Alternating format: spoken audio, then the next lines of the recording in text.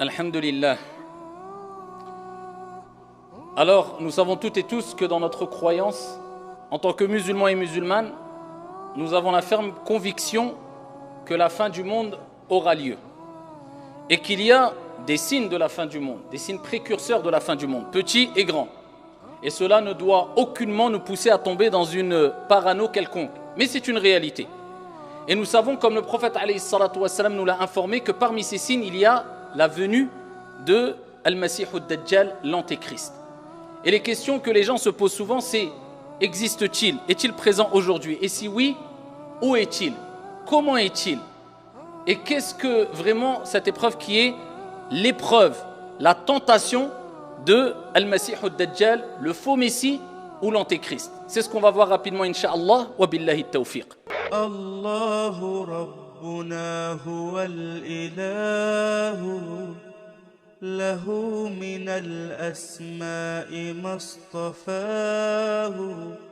al-wahidul hayyu kadhal maliku wal malikul maliku la shariku.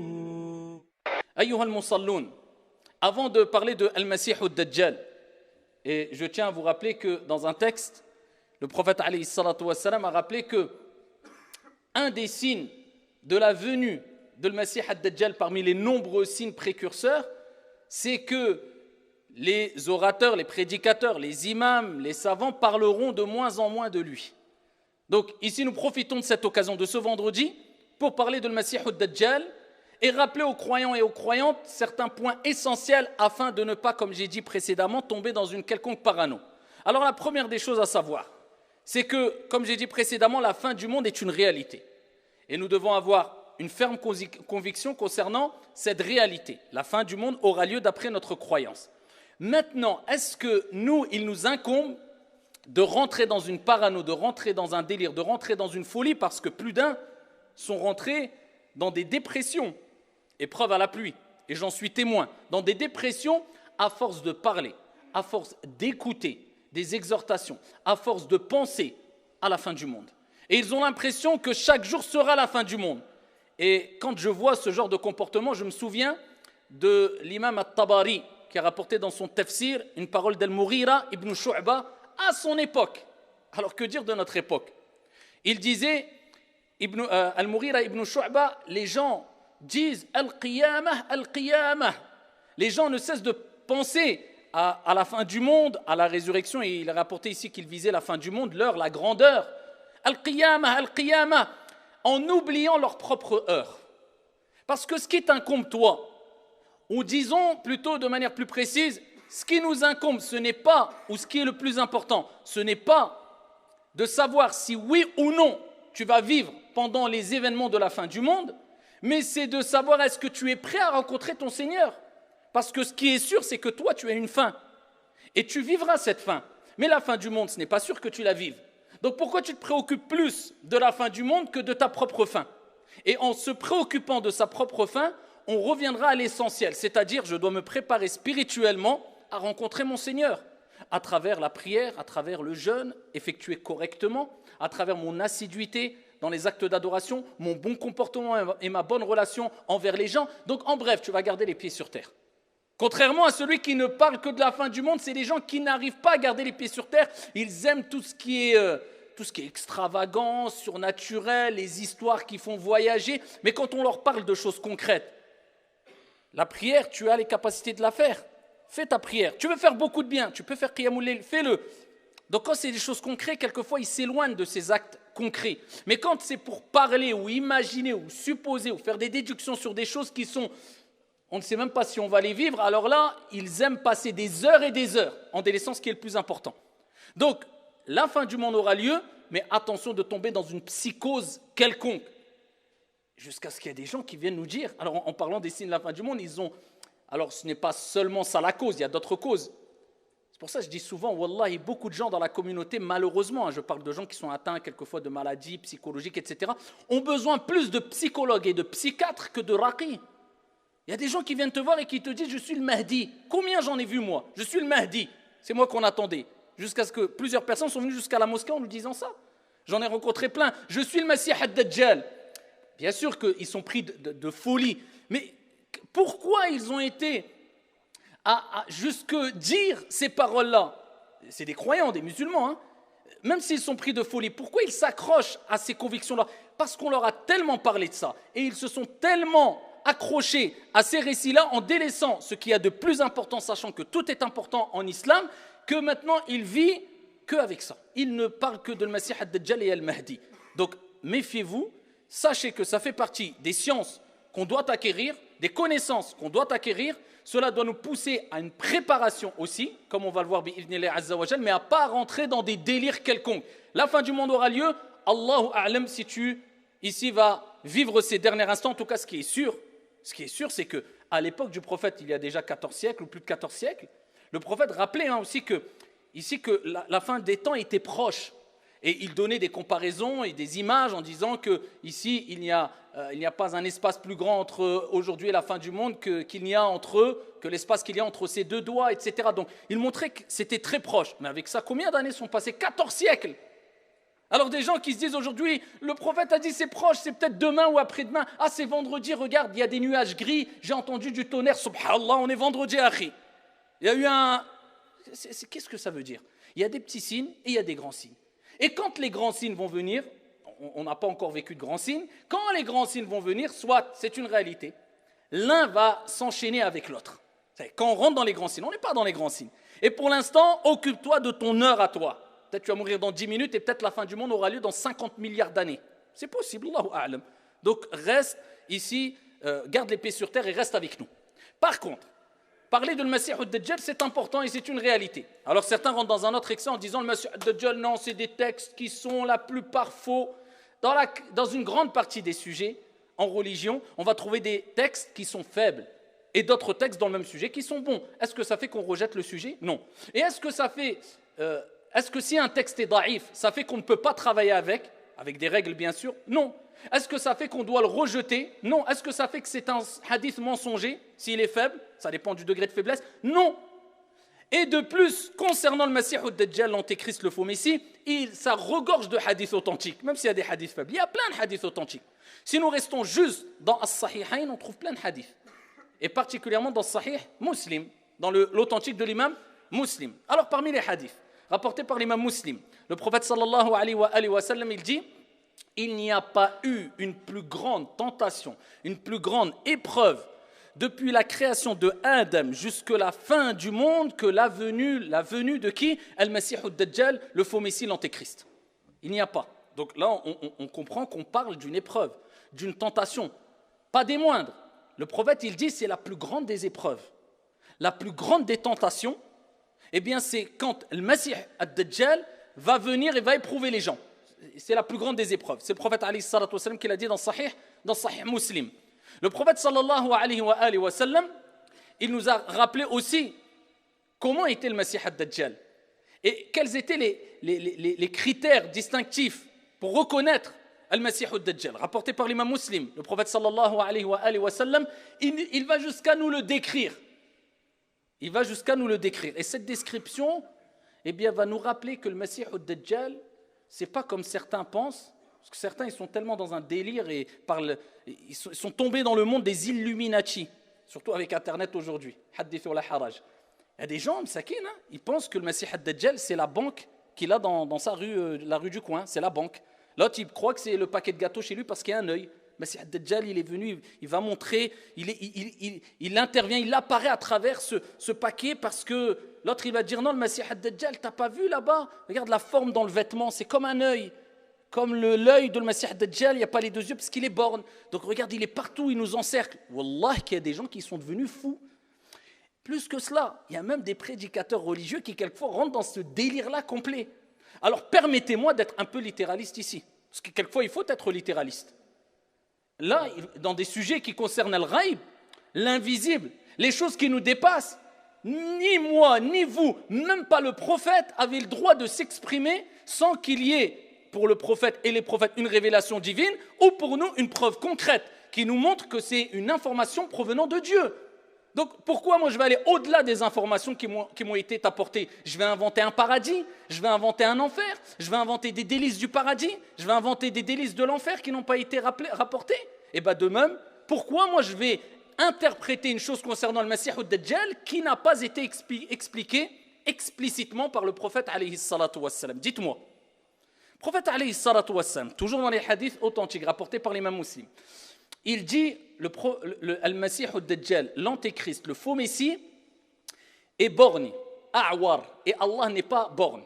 Al-Kamal ou lillah, la perfection appartient à Dieu. Donc le prophète alayhi salatu wassalam dit que le Masih ad-Dajjal est borgne. Et il dit entre ses deux yeux. C'est-à-dire que quand on dit il est borgne, il a un œil effacé. D'accord? Quand on parle de Mamsouh, ça renvoie vers le terme Al-Masih aussi. Certains savants ont donné plusieurs définitions différentes. Parmi les définitions du terme Al-Masih ou Dajjal, c'est Al-Masih, celui qui a quelque chose d'effacé, c'est-à-dire un œil effacé. Ad-Dajjal renvoie aussi vers un terme arabe qui désigne le mensonge, c'est-à-dire c'est celui qui est borgne et qui est menteur. Et on le traduit par l'antéchrist pour le désigner, ou bien le faux messie. C'est un homme qui va venir et qui va prétendre être un dieu ou un prophète et être la vérité pour les gens. Et il va tromper les gens. Et il va égarer les gens. Et il va venir avec des signes exceptionnels que Dieu va lui permettre d'avoir. Dieu va lui permettre de faire. Mais tout cela par la permission divine. Mais c'est quelqu'un qui est égaré et qui égarera les gens. Ça sera son but. Le prophète, il dit entre ses deux yeux, il y a 3 lettres, kaf, fa, ra. Tout le monde pourra les lire, celui qui sait lire ou pas, parmi les croyants. Et cela désignera soit kafir ou bien kafara, qui montrera sa dénégation. Le fait qu'il n'est pas croyant, qu'il s'est opposé à la croyance pure et saine. Et le prophète, alayhi salatu wassalam, il dit, tous les prophètes, dans le même hadith rapporté par Muslim toujours, ici, il dit, il n'y a pas un prophète qui a été envoyé sans qu'il ne mette en garde sa communauté contre la venue de Al-Masih ad-Dajjal, l'antéchrist. Tous les prophètes, Allah les a envoyés, ils ont mis en garde leur peuple en leur disant, méfiez-vous, préparez-vous. Voilà comment il faut réagir si vous êtes présent quand Al-Masih ad-Dajjal, l'antéchrist, sera là. Parce qu'on a dit précédemment, le prophète a dit qu'il n'y a pas plus grande fitna, plus grande épreuve que la venue de Al-Masih ad-Dajjal. Rapporté par l'imam Abu Daoud, Bisanadin Hassan, le prophète sallallahu alayhi wa sallam, lorsqu'il parle de Masih ad-Dajjal, il donne sa description. Il dit il est plutôt petit de taille et il est borgne, bien sûr, comme on l'a vu, et il a les cheveux crépus et frisés. Dans d'autres descriptions, il est rapporté qu'il a le front large et les épaules larges. Et il y a plusieurs autres descriptions concernant le Masih ad-Dajjal qui rappellent que, comme on dit, un grand groupe de savants, que ce n'est pas un diable, mais c'est un être humain qui fait partie des enfants d'Adam. C'est une espèce, une créature qui fait partie des êtres humains. Alors, Al-Masih ad-Dajjal va venir avec des miracles, si on veut, entre guillemets. Va venir avec des signes, va venir avec des choses qui vont impressionner. Et le prophète alayhi salatu wassalam l'a rappelé dans le hadith rapporté encore par Muslim, dans son sahih, dans son recueil authentique. Il dit que le Masih ad-Dajjal viendra avec, traduction du sens, l'image du paradis et de l'enfer. Et dans une autre version, avec l'enfer et un fleuve. Le prophète alayhi salatu wassalam, il dit, son enfer sera le paradis et son paradis, ou bien le fleuve, sera ici l'enfer. Et donc il a recommandé, il a dit aux compagnons, il les a préparés en leur disant, si vous voyez son enfer, car ce n'est pas réellement l'enfer, mais l'image de l'enfer qui vous met devant, qui vous propose, vous imaginez, l'enfer avec ses affres, avec ses... Eh bien il pourra donner la vision de soi-disant l'enfer en face des gens. Et du paradis pareil. Et les gens qui vont tomber dans le panneau et qui ne connaîtront pas le Masih ad-Dajjal, qui ne se seront pas prémunis du soit à leur ignorance ou bien au fait qu'ils n'ont pas été patients et qu'ils n'ont pas été fermes, eh bien, plongeront dans le paradis qui sera un enfer. Et ceux qui auront délaissé ce paradis, car ils sauront pertinemment que c'est un menteur kadhab, c'est un fattan, eh bien, ils plongeront dans l'enfer qui sera un paradis. Et ça, c'est parmi les plus grandes des épreuves, ici, qui seront en face ou auxquelles seront confrontés les croyants et les croyantes. Paradis, l'enfer en face de toi et voilà, ça c'est parmi les choses que le prophète alayhi salatu wassalam a dit. Le prophète sallallahu alayhi wa sallam, dans un hadith, toujours rapporté par Muslim. Il fut interrogé sur Al-Masih ad-Dajjal et ils lui ont dit « Ya Rasulallah, combien de temps va-t-il rester sur terre? Combien de temps va-t-il rester sur terre ?» Et le prophète alayhi salatu wassalam a dit « Arba'ouna yawman » 40 jours. Il restera 40 jours sur terre. Par contre, il dit alayhi salatu wassalam, il dit un jour comme une année, un jour comme un mois, un jour comme un jumu'ah, et le reste des jours comme vos journées habituelles. D'accord? C'est-à-dire qu'une année, la première journée de ces 40 jours, en fait, ça ne sera pas une journée, ça sera une année. Quand l'année sera terminée, la deuxième journée, ne sera pas une journée. Cette journée sera concrètement, un mois. Ensuite, ça sera dans une version une semaine, une version un jumu'ah, et ensuite le reste des jours comme le reste des jours. Le hadith est rapporté par Muslim. Le prophète sallallahu alayhi wa sallam, il continue. Et il dit, il sera plus rapide que les pluies éparpillées par les vents. Très rapide. Il pourrait être là dans un instant, quelques instants après, à l'autre bout du monde. Bon, donc, celui qui n'est pas croyant, qu'il mette pause et qu'il aille écouter quelqu'un d'autre. Parce qu'il faut vraiment avoir une croyance ferme en cela pour pouvoir s'imaginer de qui va être le Messie ad-Dajjal. Ça, c'est des paroles prophétiques dont on y croit fermement. Donc, il dit il se déplacera rapidement sur la surface de la terre et ça sera une épreuve pour l'ensemble des gens. Et il dit, alayhi salatu wassalam, il fera tomber la pluie devant les gens. Vous voulez de la pluie? Il y a la sécheresse? Ok. Devant un peuple, devant un groupe. Vous voulez de la pluie? Ok. Il ordonnera au ciel de faire tomber la pluie, bi'idhnillah, par la permission d'Allah. Vous voyez, les épreuves, ça sera dur. Imaginez-vous, quelqu'un vient aujourd'hui, te regarde et dit quoi? Tu veux qu'il pleuve? Le ciel fait tomber la pluie, il pleut. Tu vas te dire quoi? C'est pas des petites... on ne parle pas de sihr, de magie qui peut te dire oui, mais il y a une explication, oui, il travaille avec les djinns, oui, c'est la pluie qui tombe. Donc il fera des choses impressionnantes, il traversera, toujours dans le hadith rapporté par Muslim, le prophète sallallahu alayhi wa sallam, il dit dans le même hadith, il passera par des ruines et il ordonnera aux ruines de faire sortir ses trésors. Il y aura des ruines et des trésors cachés, des choses qui sont enfouies, peut-être depuis des siècles, etc. Il ordonnera à ces ruines de faire sortir ces trésors et le prophète, il dit, ils sortiront comme un amas d'abeilles. Vous avez vu des abeilles? Si tu vas les déranger, un groupe d'abeilles, ils sortent et en plus de cela, si toi tu les déranges, tu cours, ils te suivent. Pareil. Les trésors sortiront comme ça en masse et ils suivront où il veut Al-Masih ad-Dajjal, l'antéchrist, le faux messie. Quand les gens vont voir ça, qui va réussir à patienter si ce n'est illa man rahim Allah, sauf celui à qui Allah fait miséricorde. C'est pour cela que le prophète alayhi salatu wassalam a dit, si le Masih ad-Dajjal apparaît et je ne suis pas auprès de vous, fathbutu, soyez fermes. Et Allah Jalla wa Ala nous recommande maintes fois dans le Coran d'être ferme, et particulièrement lors des épreuves. L'épreuve, pour la réussir, il faut être ferme, et en demandant à Dieu de t'assister, parce que si tu n'as pas de fermeté, tu vas fléchir, perdre tes forces, et ici, tu vas abandonner même peut-être ta croyance. Donc c'est pour cela qu'il est toujours bon de demander à Dieu de nous accorder fermeté dans notre foi, dans notre croyance. Le prophète, il dit, soyez ferme, il ne faut pas que vous ayez des doutes. Je suis sûr à 100% que c'est un menteur, car le prophète nous l'a décrit et nous l'a rappelé. Parmi les textes très impressionnants aussi de le Masih ad-Dajjal, et là on répondra à la question rapidement ici, est-ce que le Masih ad-Dajjal, l'antéchrist, existe maintenant, au moment où je vous parle? Est-ce qu'il est quelque part dans le monde, sur la surface de la terre? Rapporté par l'imam Muslim toujours. Fatima bint Qais, radiyallahu anha wa ardaha, elle raconte un récit plus qu'étonnant et plus qu'impressionnant. Très long le récit, je vais l'abréger. Elle dit, le prophète alayhi salatu wassalam a ordonné qu'on appelle à la prière, al-adhan. Et quand ils ont fait l'appel à la prière, les gens sont venus et elle a dit, je suis venu. On a accompli à la prière derrière le prophète sallallahu alayhi wa sallam et précisément, elle dit, j'ai prié derrière les hommes parce qu'à l'époque du prophète, il y avait les hommes dans la même pièce que les femmes étaient derrière les hommes. Elle dit ensuite, je me suis assise, le prophète sallallahu alayhi wa sallam est monté sur le mimbar et le prophète alayhi salatu wa sallam a dit, je vais vous raconter un récit de Tamim ad-Dari. Et il était content, le prophète alayhi salatu wa sallam. Pourquoi? C'est comme vous, quand vous dites quelque chose, et c'est pas que les gens ne vous croient pas, mais tu sens que peut-être c'est tellement impressionnant ce que tu dis que tu te dis, mais pour qui me croit, faut y aller quand même. Et d'un coup, quelqu'un vient avec la preuve claire, sans aucune ambiguïté, que ce que tu as dit est vraiment vrai, il a attesté de ce que tu as dit. Tu vas être content, tu vas dire, je vous avais dit ou pas? Le prophète, alayhi salatu wassalam, il leur a parlé plusieurs fois de le Messie ad-Dajjal.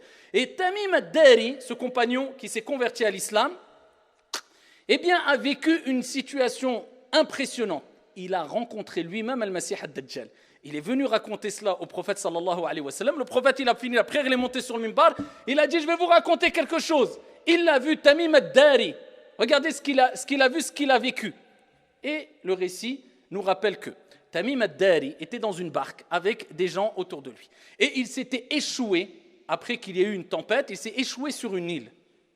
Et le prophète, à la fin du texte, il nous rappelle que l'endroit précis, c'est vers l'Orient, c'est vers l'Orient, c'est vers l'Orient. Donc n'essayez pas d'aller faire une exploration, parce qu'aujourd'hui, certains ils peuvent écouter cela, ils vont mettre son sac à dos, ils seraient capables d'aller... Nous, ça nous incombe peu, et on n'a pas à se préoccuper de cela. Mais je cite le hadith quand même. Donc ici, il dit, je me suis échoué dans une île. Et quand on s'est retrouvé dans l'île déserte, on a vu une sorte de bête poilue, rapportée par Muslim, qui est venue vers nous. Ils ont été pris de panique. On serait reparti à la nage. On aurait sauté dans l'eau, Ils ont été pris de panique et ils ont dit, qui es-tu? Elle dit, je suis l'espionne. Et ici, ils ont dit, mais qu'est-ce que ça veut dire l'espionne? C'est qui cela? Elle dit, venez, je vais vous montrer quelqu'un. Il est là-bas, dans un endroit retranché, caché, noir, sombre. Donc eux, ils se sont dit, on a cru que c'était un diable. On s'est dit, bon, on va aller voir. Qu'est-ce que cette chose-là, poilue, nous dit? Ils vont dans un endroit, une sorte d'endroit reculé, caché, isolé, une sorte de grotte. Et ils disent ce qu'on n'a jamais vu d'aussi impressionnant.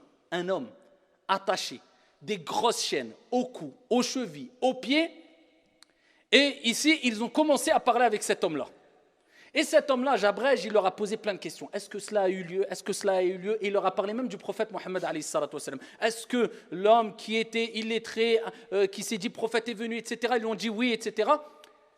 Ensuite, Al-Masih ad-Dajjal, eh bien ici, a dit qu'il leur a rapporté qu'il va sortir et que ça sera une fitna pour les gens, etc., etc. Ils sont repartis. Le prophète sallallahu alayhi wa sallam, ici, a raconté cela et il a raconté le passage où l'antéchrist, le Messie ad-Dajjal, a dit, je partirai partout, je rentrerai partout, sauf à Mecca et à Taïba. À Mecca et à Taïba, je ne rentrerai pas. Le prophète, il était sur le minbar, il avait son bâton et il a tapé 3 fois sur le minbar en disant, je vous avais dit, ici, il a dit Mecca et Taïba, Mecca et Taïba, Mecca et Taïba. Il dit, c'est ce que je vous avais dit. Parce que le prophète leur a dit que le Messie ad-Dajjal, l'antéchrist, partira partout, pourra rentrer partout, sauf à la Mecque et à Médine. Taïba, c'est-à-dire à Médine. Pourquoi? Parce que Taïba et Mecca sont des endroits sacrés qui sont préservés, protégés par Al-Malaïka, par des anges autour, et il ne pourra pas rentrer. Et le prophète, alayhi salatu wassalam, ensuite, il termine le récit, il regarde les compagnons, il dit, je vous l'avais dit ou pas? Traduction du sang, je vous avais raconté cela ou pas? Je dis, na'am ya Rasulallah.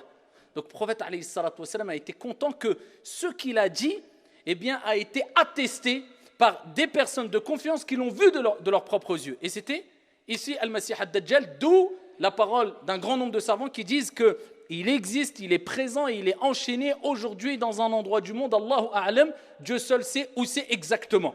Et il sortira, il sera libéré quand Allah subhanahu wa ta'ala, notre Seigneur, lui permettra d'être libéré. En tout cas, ce qui nous incombe, c'est de savoir comment s'en prémunir. Comment s'en prémunir? Il y a 2 grands moyens pour s'en prémunir, sachant que j'ai cité le premier moyen qui est al-thabat, rester ferme. Le deuxième moyen, c'est ce que le prophète a rappelé dans les hadiths rapportés toujours par Muslim. Étonnant que des gens disent oui, les hadiths, la plupart sont faibles. Je suis d'accord que certains ont l'intention de mettre en garde la communauté parce que beaucoup tombent dans des délires. Et je le dis, je le répète encore une fois, il y a des jeunes aujourd'hui qui deviennent fous avec ces sujets de la fin du monde et compagnie. Et quand tu parles avec lui, tu te dis, lui, Mskin, il a besoin d'un psychiatre et un psychologue. Donc ici, il faut garder les pieds sur terre. Mais par contre, de dire que la plupart des textes sont faibles, c'est faux. Rapporté par l'imam Muslim. Le prophète sallallahu alayhi wa sallam, comment ça serait faux alors que le prophète, il dit quoi? Il a ordonné aux compagnons, il a recommandé aux compagnons ce que lui-même faisait. Écoutez bien, aux 5 prières par jour. Vous imaginez, ça veut dire on pense à cela 5 fois par jour et on cherche protection près d'Allah 5 fois par jour. C'est que c'est pas n'importe quoi. Le prophète il a dit c'est la plus grande des fitna, la plus grande des épreuves. À la fin de chaque prière, au moment où du'a mustajab. Vous savez que parmi les moments où l'invocation est acceptée, c'est à la fin de tashahhud, qabla taslim, juste avant de dire assalamu alaykum, tu fais du'a mustajab bi'idhnillahi azza wa jal. Du moins, c'est un temps où il y a de fortes chances que l'invocation soit acceptée. À ce moment-là, le prophète, il disait quoi? Il disait ce qu'il a recommandé aux compagnons. À chaque prière de 5 prières, il disait, dites, à la fin du tashahhud, Allahumma inni a'udhu bika min adhabi jahannam, wa min adhabi al-qabr, wa min fitnati al-mahya wal-mamat, wa min sharri fitnati al-masih ad-dajjal. Il disait, cherchez protection auprès d'Allah, c'est ce que vous devez dire, hein. Avant le taslim, dites toujours ça. Oh Allah, je cherche protection auprès de toi contre l'enfer, et contre le châtiment de la tombe, et contre les épreuves de la vie et de la mort, et contre Al-Masih Ad-Dajjal, le faux Messie, l'Antéchrist. Voilà. Le prophète, il disait, dites cela 5 fois par jour. Donc ça, c'est un moyen de te préserver, si au cas où, on ne sait pas, eh bien, qu'Allah nous accorde al-thabat, le raffermissement, on soit encore présent quand cela arrive. Parmi les deuxièmes moyens, le prophète, alayhi salatu wa sallam, toujours fait Sahih Muslim. Il dit, il y a 2 hadiths différents qui rejoignent ici le sens de ce hadith-là, et il nous dit, celui qui récitera les 10 premiers versets de Surat Al-Kahf, d'accord? Les 10 premiers versets de Surat Al-Kahf, la caverne, bien sera prémuni, préservé contre la tentation de Al-Masih Ad-Dajjal, contre l'Antéchrist. Et dans une autre version, il est rapporté les 10 derniers versets de Surat Al-Kahf, d'où l'importance de les apprendre ou de les lire souvent. D'accord? Si la personne les apprend, c'est-à-dire les 10 premiers versets particulièrement de Surat Al-Kahf, qui sont très faciles à apprendre, eh bien, c'est un moyen de se préserver contre le Masih Ad-Dajjal. Et pour terminer, le Masih Ad-Dajjal, eh bien, sera tué. Par qui? Par Jésus, Isa ibn Maryam, alayhi salam. Allah tabaraka wa ta'ala ordonnera à Isa, parce que Isa n'est pas mort, Jésus n'est pas mort, comme Allah Jalla wa Ala dit, il n'a pas été tué, il n'a pas été crucifié, mais on lui a donné une ressemblance à un autre personnage et on l'a élevé et Allah l'a purifié. Isa alayhi salam. Et il descendra près des minarets blancs en Syrie, Isa alayhi salam, et il poursuivra Al-Masih Ad-Dajjal. Allah Jalla wa Ala apportera une délivrance aux croyants et aux gens quand il enverra Jésus, Isa, qui redescendra et qui fera tawaf autour de la Kaaba et qui priera Isa alayhi salam et qui, sur la terre, il redescendra et il mourra en tant que musulman. Eh bien, Isa poursuivra le Masih Ad-Dajjal et quand le prophète alayhi salatu wa salam fait sahih a dit quand Al-Masih Ad-Dajjal verra Isa, il va fondre comme le sel fond dans l'eau. Ensuite, Isa le poursuivra après cela. Et il prendra la fuite jusqu'à ce que Isa, dans un endroit particulier en Palestine, eh bien, il l'attrapera, il ira jusqu'à proximité de le Masih Ad-Dajjal, et Jésus, Isa alayhi salam, lancera sa lance et il tuera ici Al-Masih Ad-Dajjal. Et voilà les informations, en gros, ici, de manière résumée, qu'on a sur Ad-Dajjal. Donc Ad-Dajjal, eh bien, on a donné sa description, on répète, ce n'est pas une société, ce n'est pas une vidéo, ce n'est pas une banque, ce n'est pas un groupe de personnes. On a donné les descriptions. Khalas, intaha al-kalam wa qudiya al-amr. C'est le prophète alayhi salatu wa salam qui l'a dit. Maintenant, concentre-toi dans ce qui est clair sans aucune ambiguïté. Je dois prier, je dois jeûner, je dois me préparer pour le delà, je dois faire du bien parce que même celui qui a fait énormément de bien regrettera dans sa mort qui est très proche, dans notre mort qui est très proche, de ne pas en avoir fait assez, sans rentrer dans une exagération quelconque, en restant dans le juste milieu, regrettera de ne pas avoir eu un bon comportement envers les gens, afin que les gens témoignent de son bon comportement, et que ça soit un argument pour lui au jour de la résurrection. Donc, gardons les pieds sur terre, prenons ces informations qui nous permettent d'augmenter notre connaissance religieuse. Hada wallahu ta'ala a'la wa a'lam wa ahkam. Sallu wa sallimu rahimakumullah.